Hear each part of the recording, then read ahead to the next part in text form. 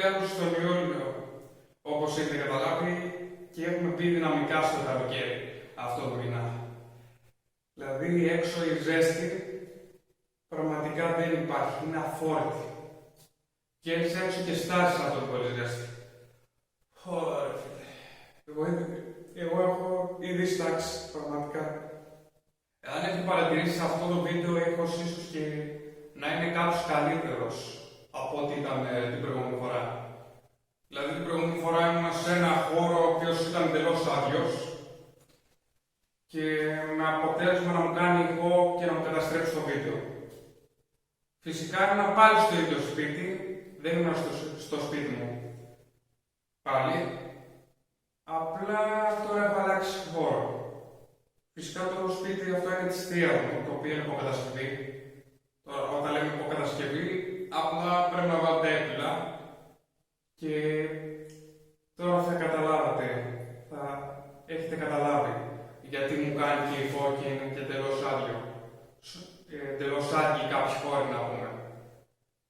Αυτός είναι κάπως γεμάτος και ελπίζω ο ήχος να είναι ακόμα καλύτερος από ό,τι ήταν την προηγούμενη φορά και στον προηγούμενο χώρο που ήμουν. Δεν θα πω τίποτα άλλο λοιπόν, οπότε ξεκινάμε με το θέμα μας. Όπως πολλοί έχετε προσέξει, πριν αρκετό καιρό, με 1,5 μήνα πάνω κάτω, δημοσιεύτηκε στο διαδίκτυο ο τελικός σχεδιασμός του PlayStation 5. Ένας σχεδιασμός που εμένα μου αρέσει πάρα πολύ προσωπικά και η Sony,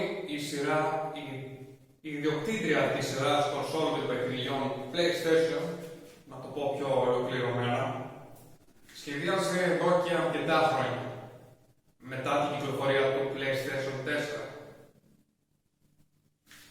Βέβαια, προτού αναφέρω σχετικά πράγματα για το σχεδιασμό του PlayStation 5, ας ρίξουμε μια ματιά στις προηγούμενες κονσόλες του PlayStation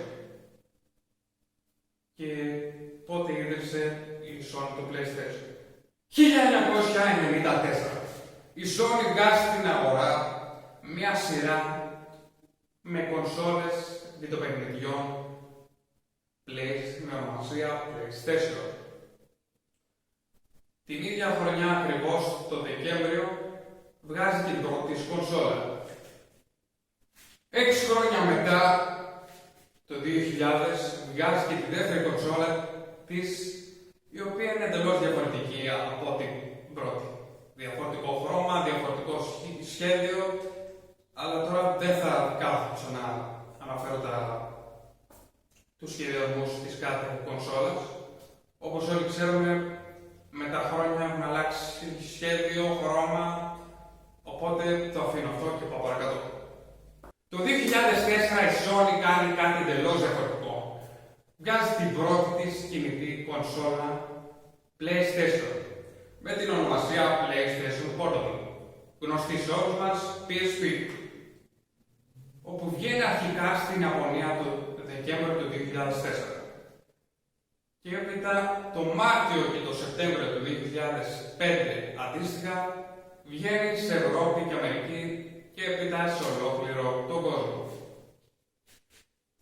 Το 2006 βγαίνει και η τρίτη της κονσόλα και 5 χρόνια αργότερα βγαίνει και η δεύτερη κινητή κονσόλα του PlayStation με την ονομασία PS Vita, όπου και εκεί αρχικά βγαίνει σε Ιαπωνία αλλά και σε άλλα τμήματα της Ασίας το Δεκέμβριο του 2011 και έπειτα 2 μήνες αργότερα, το Φεβρουάριο του 2012, βγαίνει σε Ευρώπη, Αμερική, Αυστραλία και έπειτα σε όλο τον κόσμο.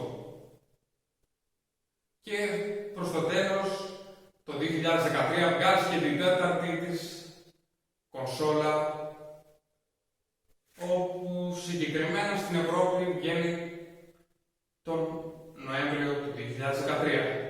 Και φτάνουμε στη σημερινή χρονιά, όπου ο τελικός σχεδιασμός του PlayStation 5 κάνει την πρώτη εμφάνιση στα τέλη Μάιο με αρχές Ιουνίου.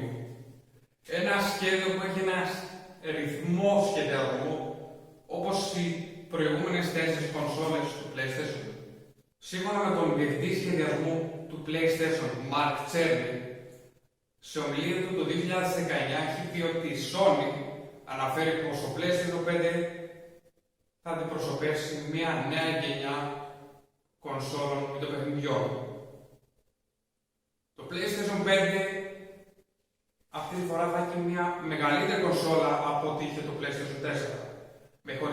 Με χωρητικότητα 100 GB και μια μεγαλύτερη χωρητικότητα και μια μεγαλύτερη διασκέδαση στο gaming. Το PlayStation 5 με ένα αριθμό σχεδιασμού όπως είχαν και 4 προηγούμενες κονσόλες που ανέφερα προηγουμένως και ένα χρώμα λευκό, αρκετό μαύρο, ένα γκρίζο μαύρο λογότυπο και επιπλέον μία μπλε λωρίδα. Μία μπλε φωτεινή λωρίδα πάνω στο PlayStation 5. Πριν από μία ημέρα δημοσιεύεται στο διαδίκτυο και η μαύρη έκδοση του PlayStation 5, όπου εκεί η κονσόλα είναι ολόμαυρη, αλλά η μπλε φωτεινή λωρίδα παραμένει ίδια όπως και στην άσπρη έκδοση.